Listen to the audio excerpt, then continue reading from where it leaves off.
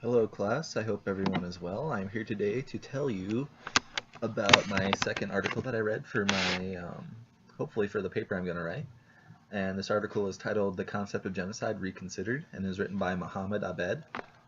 And I'm just going to read you the abstract of the article, which will give you kind of a brief background of what Mohammed is actually writing about. And the abstract says, genocide is a violent process that aims at the liquidation of protected groups. Like individuals, groups can be killed in a variety of ways and for many different reasons. Only the intention of the perpetrator distinguishes genocide from other forms of mass violence. The implications of the account given are striking. Genocide is not in any sense distinctively heinous, nor is it necessarily immoral. Under certain conditions, settler colonialism, ethnic cleansing, and forced assimilation will count as instances of the phenomenon. While the argument undermines the orthodox view, it can accommodate the idea that the Holocaust was distinctively heinous. And basically he's just trying to get his point across that not every genocide is like the Holocaust where they kill millions of people. It can be mass relocations of people and their lifestyles. And I'll go in depth with that a little bit later on in the video. This article states that like human beings, we can kill spiritually, mentally, and physically, among other things. There are different types of mass assimilation that can provide an unorthodox meaning to the word genocide.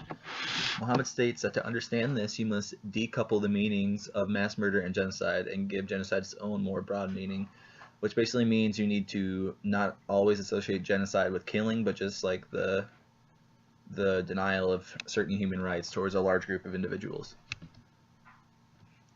While the Holocaust is considered genocide in this article is the worst case scenario, his definition of genocide basically is denying large groups of people their human rights and taking away what makes them human. An example would be in the United States, forcing all of our 300 million citizens to convert to Christianity against their will.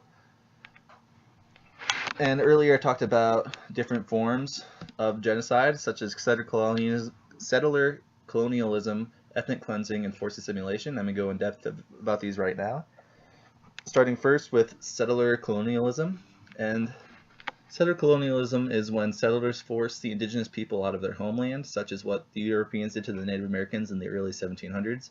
Basically, they come over here, or they emigrate from their own countries and force indigenous people out of their own countries and maybe force them into slave labor and stuff like that. And basically, in the case of the Native Americans in the Americas, disease mostly killed all of them off.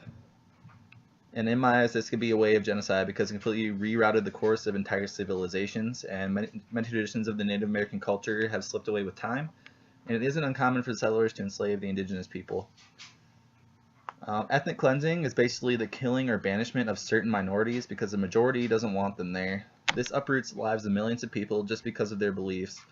This used to be a big problem in the USSR before it split up into the satellite countries and Russia, and it is a huge problem today. You hear about all the time where people from several African countries are forced to leave their own countries because of war and dictators and all sorts of other genocides going on. And lastly but not least, forced assimilation is a pretty straightforward definition. The majority forces the minority to assimilate to their views. Like in my example above, it would be like requiring everyone in the USA to convert to Christianity and exiling or killing the ones who don't want to play along. Overall, I feel that Mohammed brings up a valid point that murder is not the only way to commit a genocide because there are so many different ways to negatively alter large groups of people's lives. And summed up, the main ways to do this is through settler colonialism, ethnic cleansing, and forced assimilation. Overall, I believe this is a really well-written article and a great article for the topic of my paper about how genocide is the worst offense of human rights on the planet. It brings together some unorthodox views that most people would not think about when they think of genocide. I think most people believe that genocide is only the mass murder of people, not necessarily the mass relocation and denying large groups of people the basic human rights and what they need to survive.